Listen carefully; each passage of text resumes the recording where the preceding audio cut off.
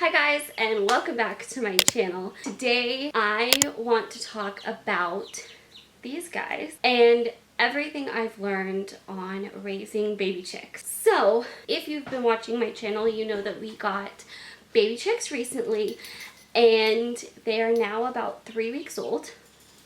In those 3 weeks, I have had so many moments of Googling things, YouTubing things, and asking a ton of questions about chicks and chickens and trying to get answers for some of the things that pop up or the best way to do things. What's normal, what's not normal, what to expect, things like that. So I thought I would condense what I've learned through this process into one video in case any of you guys are interested in raising baby chicks. I'm probably going to be very active in this video. Yeah. So the first point I want to make is kind of just a list of a couple of the beginner tips I got from people and things that you need, the items you need and are good to have on hand. So the first tip I got was to have their area set up before I got them, before I picked them up. So I put everything set up here and turned the heat lamp on before I went and got them so that it would be nice and warm for them when we got back and ready. And they could go in, acclimate and chill and relax and get used to their new environment. The list of things that you want to have on hand are a cage or a box of some sort that you're going to keep them in.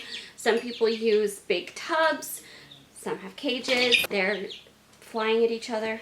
Whatever container you are going to keep them in, you want to make sure you have it. You want to make sure you have bedding. So I'm using pine shavings, but use the bedding that you can find. You also want to make sure you have chick starter feed, because you do have them on starter feed in the beginning and then you shift them over. You do also want to make sure you have a heat lamp or a heat source of some kind.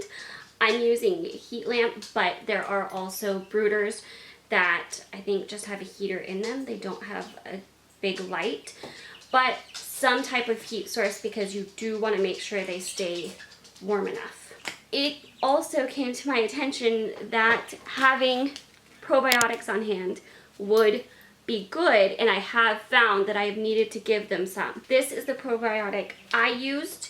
It is Save a Chick probiotic. I think you can find it on Amazon. And you give 1 packet for a gallon of water. So most of the time I had a little mason jar container that I used for their water in the beginning that I would put 1/4 of this in, and that worked great. The other things you want to have obviously is a water container and a food container. The other tip I kind of want to give in this category as far as setting things up is being aware of where you want to keep them. Whether it's temperature-wise, whether it's being able to keep an eye on them, whether it's keeping other animals away from them if you need to. I found I could isolate them from Sirius up here best. You do want to keep that in mind if you have cats, if you have other animals that you don't want to be able to get to them. You want to make sure the location you're choosing gives you that control and you can make sure that they're staying away from them or is just in a place where they can't get to them at all. So the second category of items I wanted to list was things to look for. So when you first get baby chicks, it is so fun to watch them sleep because they are so cuddly. They're so small. They're so fluffy. They're little poof balls and it's adorable. And the cutest thing ever is to see them all huddled together in a little sleep ball in their cage. It's adorable. Cutest thing ever. However, you do also want to be aware of if they're being active enough to where you can see they're doing okay, they're not lethargic.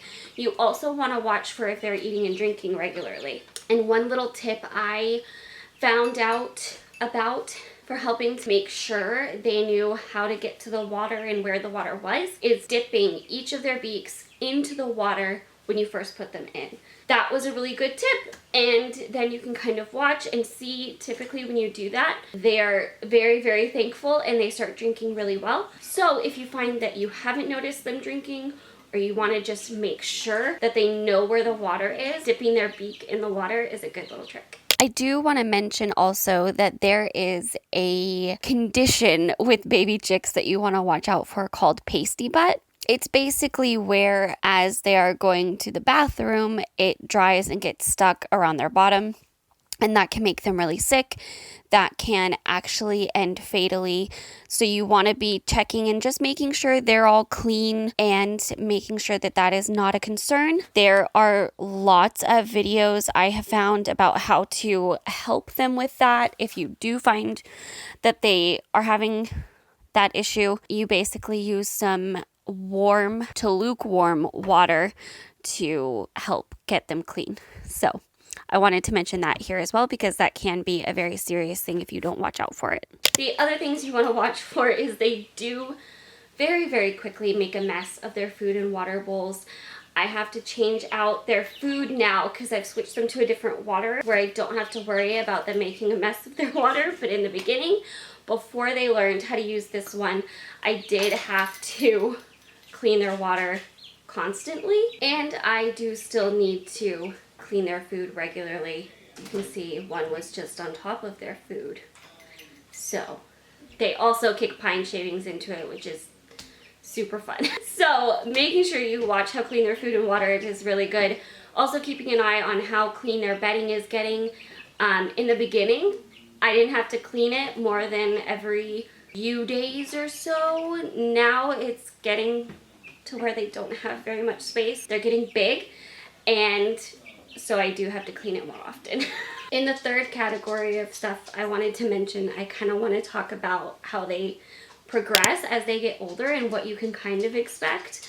So I have found through watching them grow that each week has brought something new they've learned how to do. The first week was just them kind of bonding. They were troopers with eating and drinking and kind of played a little bit, but not as much. In the second week, they learned how to use their peck water, where they peck for the water instead of it's a water bowl. And the third week, which we're in right now, they are just full on playing with flap their wings and run at each other. They jump off the top of their food bowl. When I had their water bowl still in there before I took it out, they were getting on top of that and jumping off of that too. When you put your finger in, they all come running to peck it. They are just so much more playful. Their personalities have really, really started to shine. And the other thing about watching them grow is they do grow really, really fast. So overnight, it can feel like they grew so much each day. The other thing to think about as they get older is the temperature that they need. So when they're babies, they need to stay really, really warm, and that's where the heat lamp, the brooder, comes in handy. I was sent a chart that had what temperature you want to shoot for during each week of growth as they get older, and it starts out week 1 at 95 and kind of goes down from there. So that's where you want to get it to start at, and each week lower that a little. That's also how you can tell when you might be able to shift them outside.